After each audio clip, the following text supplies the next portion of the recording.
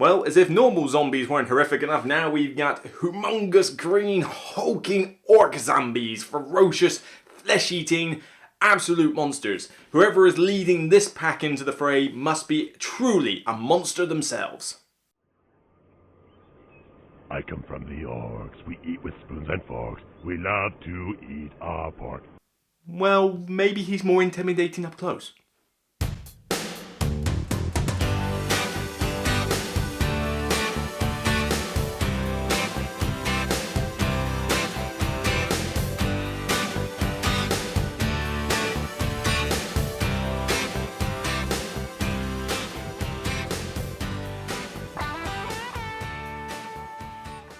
Hi all, welcome to another Broken Meeple review, and today, we got a big one. This is Cool Mini or Not again, and this is Zombicide Green Horde. If you are in any way knowledgeable about what Zombicide is, you pretty much know what 3/4 of this game is going to be anyway. But Zombicide Green Horde is the next in line of base sets for the Zombicide series, which is still probably the best-selling franchise that, Cool Mini or Not has.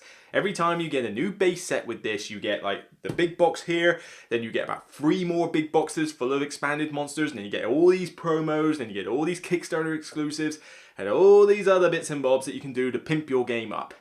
Most of it's probably unnecessary, but hey, if it makes money, then what do you expect a publisher to do? But Green Horde is the next one where now, instead of just normal boring zombies, you now have orc zombies. Make them green. That's pretty much the difference. But now, we like orcs, lots of people like orcs, and now they are the zombie horde. So, back in that sort of medieval style time, a bit like how Black Plague was, and very much like the others, you have a band of up to 6 players, well, up to 6 players, but at least 6 characters, and they've got their various traits, like, one's the range, one's the magic, one's melee, that kind of thing, and you are trying to fight back the zombie horde.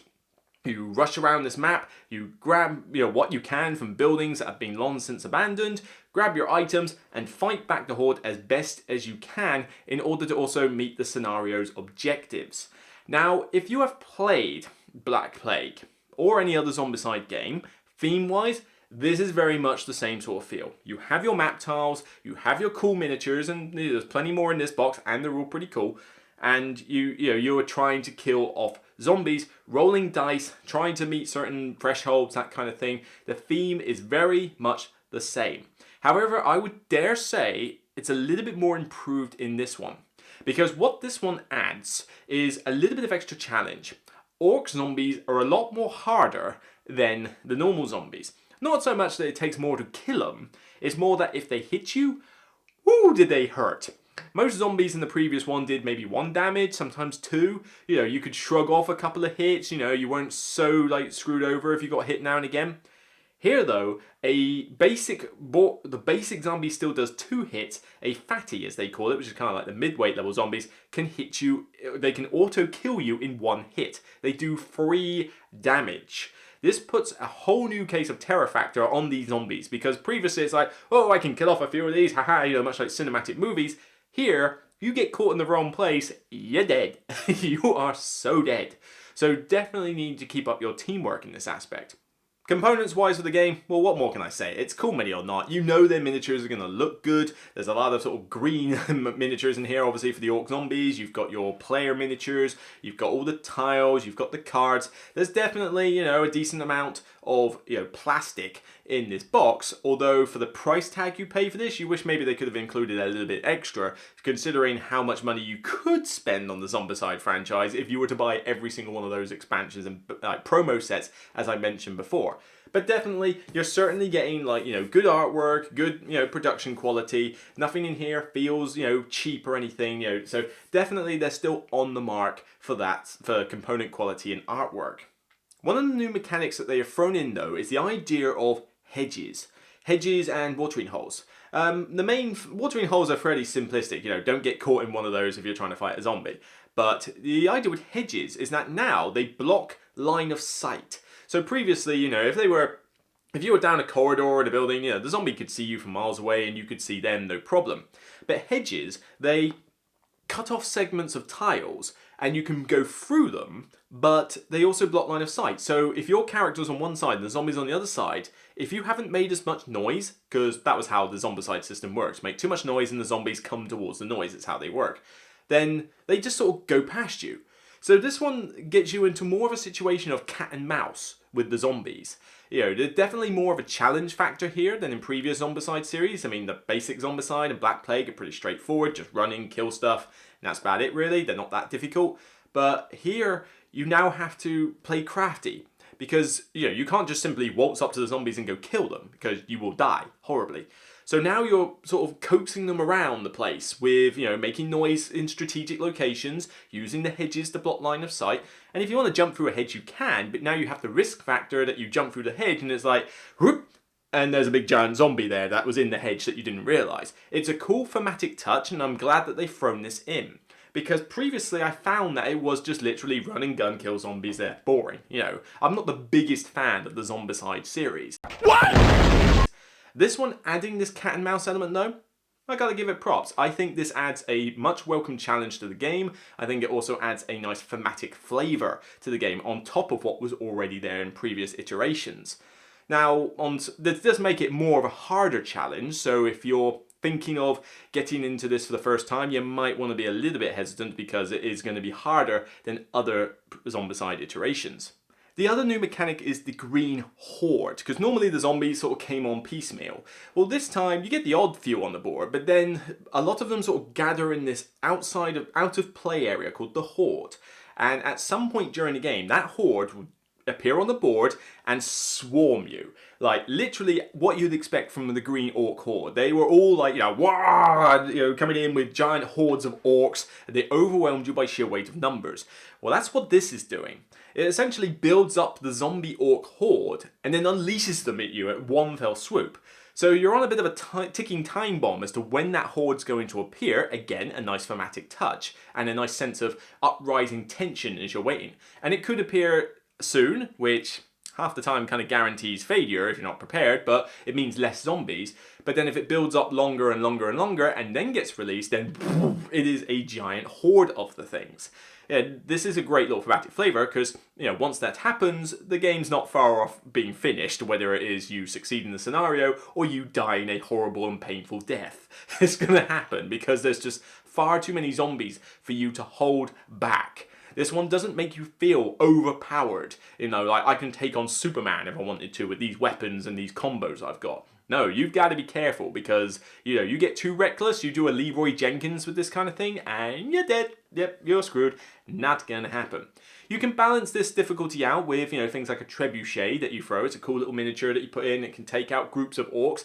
It's very powerful, but I don't think it's overpowered because I think it counters the fact that your zombies that you're fighting are much harder and challenging anyway. So if they're going to up the challenge on the evil side, they need to give you something to balance it out on the good side. The book says 1 hour to play. I've yet to play a Zombicide game that took an hour.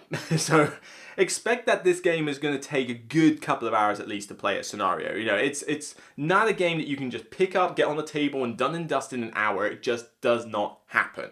So each of these scenarios is still going to be a lengthy affair. Now, it does from 1 to 6 players. However, an annoying thing that I have with the Zombicide series, they've been doing this since the beginning, and Black Plague and Green Horde is fallen victim to this as well. What is the point of giving us 6 different characters, giving us up to 6 player playability, and a variety of scenarios if you don't change the player count in them? I kid you not, every scenario in this book says played with 6 plus players. 6 plus? The game only goes up to 6. Which means it must be like catering for expansions or something. But would it kill them to give us some scenarios that are smaller? You know, playable with 3 plus players, playable with 4 max players, playable solo, you know, playable with just 2 adventurers going up in a little skirmish against a mini orc horde or something. Why can't we have some scenarios like that? Why does it all have to be this sprawling 6 plus player thing? Because if you play this with 6 players, you're going to have one person controlling a player, and you know, it's a cooperative game, but the downtime does start racking up when you have that many players, and when you gather that all you're doing is moving a character around and rolling dice mainly, that downtime gets a bit annoying.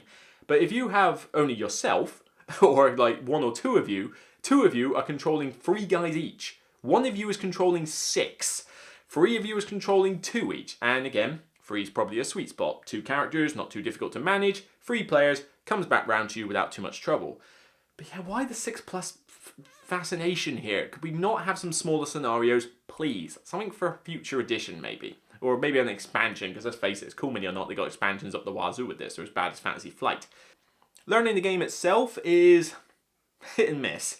The rulebook itself is quite large. It's a bit daunting, actually, when you get this rulebook. It's like, how big is this for like a roll and kill zombies game? There's a lot of different rules in here, but it does explain them reasonably well. You've got a lot of pictorial examples, which is why the book is quite large. You know, it spends a lot of page time on pictorial examples. So, granted, learning the game from the offset may take you a while, but at least you will get it.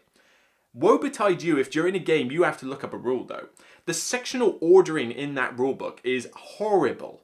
It's, you can learn it as you're reading through the book, but the second you put that book down and then they're told, right, can you remind me just what damage does that zombie do? Or, what's the rule for when I enter a building for the first time? How do I break a door open? You're going to be there for a while looking through that book because it does not give you enough clue as to where you should be looking. It really does need a little bit of a tweak in organising itself better. And I'm sure on Board Game Geek somebody's probably already done some files where they've given you a better reference sheet of the rules.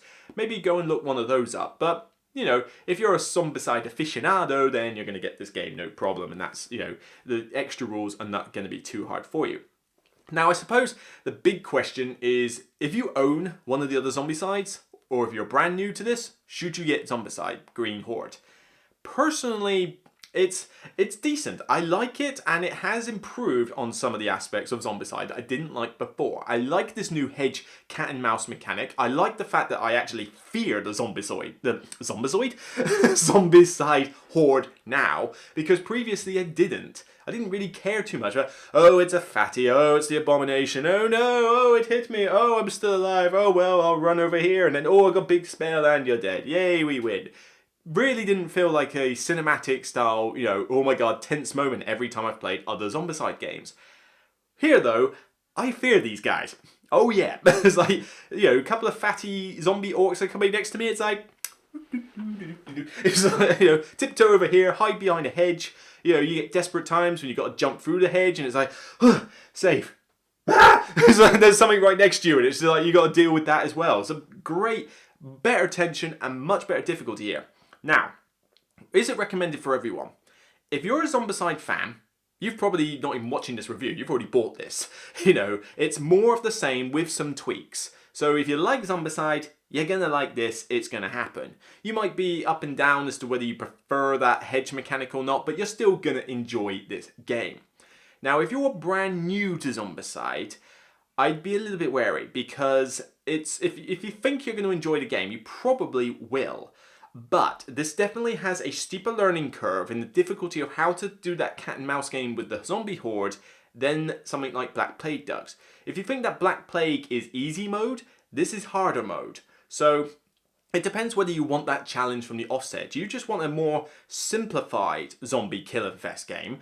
Then maybe you should go back and get Black Plague. If you want more of a challenge though, then feel free to enter with Green Horde because it will suit you well. That's not to say that Black Plague is entirely easy mode, but it certainly, is better easier than this one. I wouldn't worry too much about grabbing the original Zombicide though. I burned out on that quite quickly, and frankly, Black Plague sorted out a lot of the rules issues that Zombicide had in Black Plague. So you're pretty much deciding, in my opinion, between Black Plague and Green Horde. Now, if you have Black Plague, should you get this?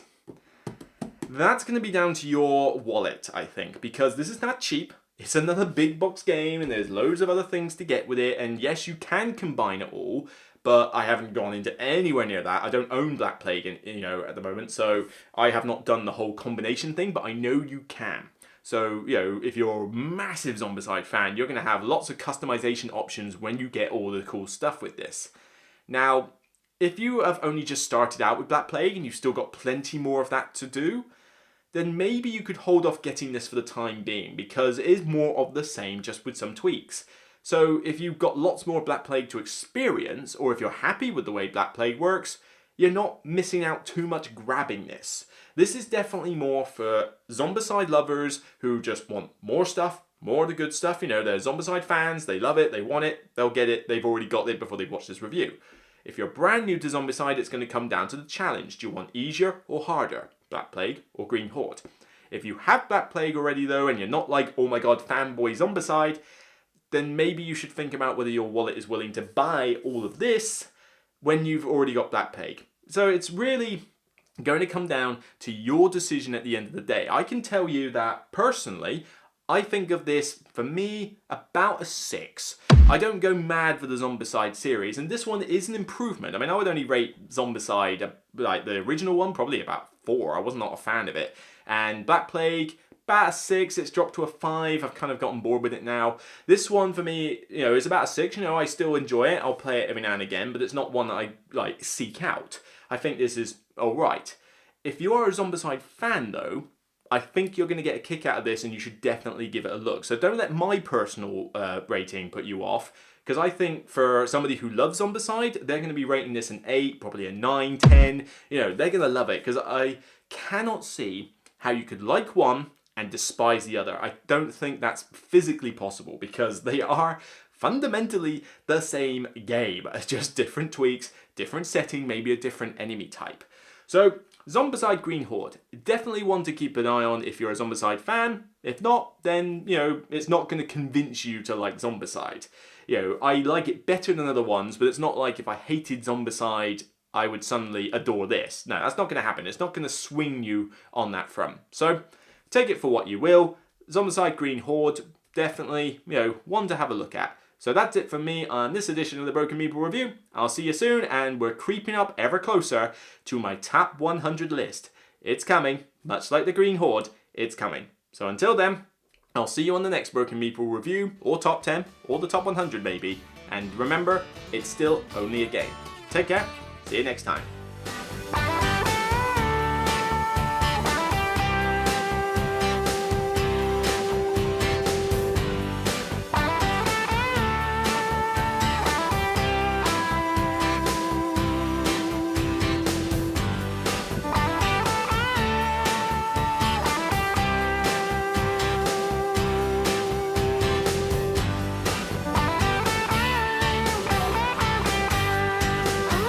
I come from the orcs. We eat with spoons and forks. We love to eat our pork.